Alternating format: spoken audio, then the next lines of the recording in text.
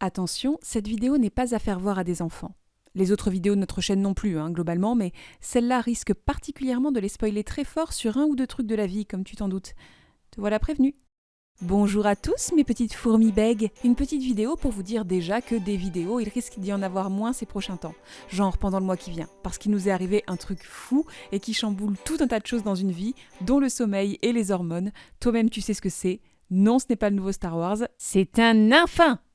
À ce propos, la vidéo sur féminisme et grossesse et celle sur l'accouchement dont on avait parlé dans le live de la chaîne sont en préparation. Elles sont très intéressantes à écrire pour moi et j'espère qu'elles seront tout aussi intéressantes à regarder pour vous.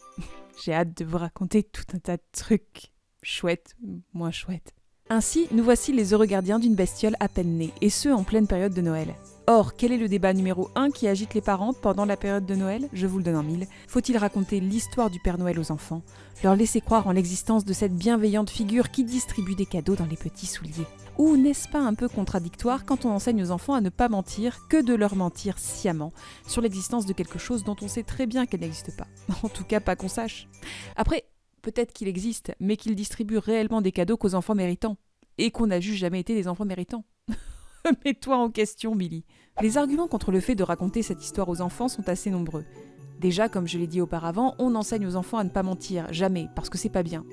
Et on leur ment en leur disant que le Père Noël existe. Mais encore plus que ça, on leur ment en leur disant que les cadeaux, ils ne les auront que s'ils sont bien gentils, rajoutant par là même le chantage affectif au mensonge, c'est de plus en plus moche. Et puis, en plus de ça, est-ce que cette bonne vieille figure du Père Noël n'est pas complètement une figure capitaliste en contradiction avec le monde tel que nous l'envisageons de plus en plus maintenant? Finalement, n'a-t-elle pas été créée de toutes pièces par Coca-Cola et les Américains? Perpétuer le mythe du Papa Noël, n'est-ce pas valider complètement une image de la société consumériste, bien loin des valeurs morales censées être véhiculées par ces fêtes? Bref, est-ce que faire croire au Père Noël à ses enfants, ce n'est pas mentir, pousser au chantage, risquer de décevoir, et en plus de cela faire adhérer à une société basée sur la possession qui, vu les circonstances actuelles, n'est pas censée apparaître comme attirante? Eh bien, j'y ai réfléchi. Et ma réponse est non. Voilà, bisous, la blague marche toujours aussi bien. Ma réponse est non, et mon enfant croira probablement au mythe du Père Noël tant qu'il voudra bien y croire, et ce pour plusieurs raisons. Déjà, cet argument que le Père Noël est une figure représentant complètement le capitalisme car inventé de toutes pièces par Coca est fausse. Le Père Noël, mais il y a des historiennes et des historiens qui en parlent 1000 fois mieux que moi, c'est un dérivé de la figure de Saint-Nicolas. Effectivement, les Américains ont beaucoup contribué à l'expansion de la figure et à sa lente transformation en le Père Noël qu'on connaît aujourd'hui. Mais en Europe aussi, nous avions un Père Hiver ou un Bonhomme Hiver ou un Bonhomme Janvier qui avait pris dans certains endroits la place de la figure de Saint-Nicolas. Et Saint-Nicolas, lui, était toujours en vogue dans pas mal de régions. Sans parler du petit Jésus qui allait parfois lui-même apporter des cadeaux avec ses petites mains. Et ce, depuis longtemps en fait. La figure d'un homme qui va de maison en maison distribuer des cadeaux aux enfants sages ne date pas d'hier et n'a certainement pas été inventée par Coca-Cola Company donc.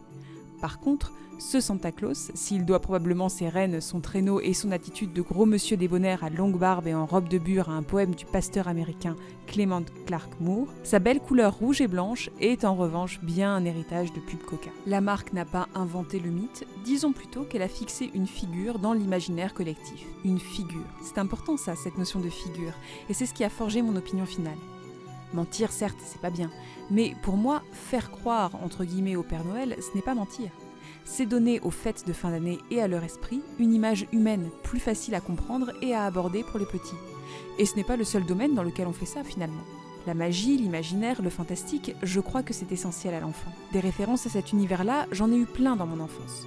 Petite, on m'a raconté ou j'ai lu tout un tas de choses pour m'apprendre à gérer le quotidien, les questions que je me posais, les questions que je ne me posais pas.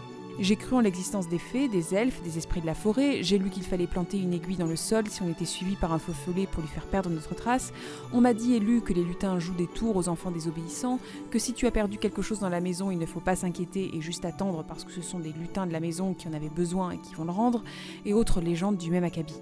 Et tu sais quoi, mon pote ? Je ne vois pas tant que ça de différence niveau mensonge. Et rien de tout cela ne m'a semblé désagréable ou contradictoire avec la réalité vraie du monde véritable lorsque j'ai grandi. Au point où j'ai conservé l'habitude de remercier les lutins à haute voix quand un objet que je cherchais réapparaît brusquement. Oui, je suis ce genre de personne-là. Oui, mais certains me diront que les lutins, les fées, bon, disons que c'est un peu comme la religion. On peut y croire puisque personne n'a eu la preuve que cela n'existait pas. Mais le Père Noël, tout le monde sait qu'il n'existe pas, non ? Eh bien, laisse-moi te dire que je n'en suis pas si sûre. Alors oui, le Père Noël en tant que vieux bonhomme rouge et blanc qui descend par la cheminée pour distribuer des cadeaux, on sait qu'il n'existe pas. Les cadeaux, si tu ne les achètes pas, personne ne va les déposer pour toi au pied du sapin, c'est un fait. D'où le fait qu'effectivement, faire croire qu'il y a des cadeaux au mérite, en mode « si tu es sage, tu as plein de cadeaux », c'est un peu nul. Parce que tu peux être très sage et hyper pauvre et ne pas avoir plus de cadeaux que ça, alors que le petit nulos avec des parents pétés de thunes, il en aura plein des cadeaux, sage ou pas sage. Mais après, le conte de Noël est adaptable aussi, justement pour axer cette figure du Père Noël sur quelque chose de plus universel petit à petit, et de moins précis et figuratif. On peut dire que le Père Noël n'apporte pas des centaines de cadeaux, on peut même dire qu'il en apporte un seul, et le reste c'est les parents, on peut dire tellement de trucs. Après, si j'ai une opinion aussi tranchée sur le sujet, c'est que chez moi, il y a un côté tradition familiale aussi dans ce folklore. Attention, révélation mi-mignonne, mi-honteuse, ma sœur et moi, on fait toujours des lettres au Père Noël, depuis qu'on sait écrire. Et on les donne ou on les envoie à ma mère religieusement, chaque année. Et c'est une lettre au Père Noël qu'on fait, qui s'adresse au Père Noël, où on lui dit ce qu'on a fait pendant l'année, ce qu'on voudrait comme cadeau, tout le tout-team. Ma mère ne me demande d'ailleurs jamais ce qu'elle peut m'acheter pour Noël. Elle me demande de faire une lettre au Père Noël, pour qu'il sache quoi m'apporter. Et j'ai 31 ans, messieurs, dames. Mais ça reste magique. Quand il y a tradition, habitude réconfortante familiale qui marque et soude chaque année l'amour et la famille autour d'un rituel qui, effectivement, fonctionne autour d'une figure imaginaire, mais fonctionne tout de même, je trouve qu'on est au-delà du mensonge finalement. On retombe plus dans quelque chose d'un peu mystique, presque religieux. Moi, ça me plaît. Et j'aimerais transmettre ça, cette confiance-là, cette chaleur-là que j'éprouve chaque année depuis petite, à chaque fois différemment selon les étapes de ma vie. Je pense que c'est le mot mensonge qui me choque et me gêne. Disons que je n'aime pas le mot mensonge parce que pour ma sœur comme pour moi, on n'a pas eu l'impression qu'on nous mentait. On a eu l'impression qu'on avait incarné l'esprit des fêtes et le folklore familial dans une figure qu'on pouvait comprendre et adorer finalement. Parler religion à ses enfants, pour plein de gens, ça s'apparente à du mensonge aussi. Mais pour moi, disons que c'est une façon de rendre plus accessible et plus compréhensible une émotion, une sensation, un amour qui dépasse. Eh bien pour le Père Noël, c'est un peu pareil. C'est une façon d'habiller l'esprit des fêtes. Plus grande, je ne me suis pas dit que le Père Noël n'existait pas. Je me suis surtout dit que je devais devenir le Père Noël de ma petite sœur, tout comme mes parents avaient été le mien. Et maintenant, je me dis que je dois être le Père Noël de toute ma famille. Je dois incarner cette joie, cette générosité sans rien attendre en retour, cette force positive et rassurante des fêtes, tout comme toute ma famille l'incarne aussi à ce moment-là. Alors est-ce un vilain mensonge ? Non, vraiment, pas pour moi. Le Père Noël existe. C'est moi, c'est ma sœur, ce sont mes parents, mes amis, mon compagnon, mes proches. Et puisque je l'ai compris, qu'on m'a aidé à le comprendre enfant aussi, qu'on a réussi à me transmettre sa signification, sa force et ses valeurs, je n'ai plus besoin de la figure du Père Noël.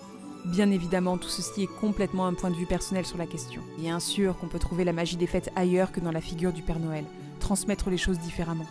Surtout, chacun fait bien ce qu'il veut avec ses enfants, tant que c'est fait avec bienveillance, le souci de bien faire, l'envie de le rendre heureux. Je ne suis pas certaine qu'il y ait de recettes magiques ou de règles absolues à appliquer pour avoir un gosse parfaitement équilibré. Joie, bonheur et paix dans les cœurs. Voilà! Dans tous les cas, j'espère que vous avez été gâtés cette année, Père Noël ou pas. N'hésitez pas à me dire en commentaire si le mythe du Père Noël est important pour vous, si vous comptez le transmettre à vos enfants, si vous trouvez qu'au contraire c'est un vaste mensonge, un peu traumatisant. J'aime bien ce débat. À bientôt pour une prochaine vidéo, et passez une bonne fin d'année.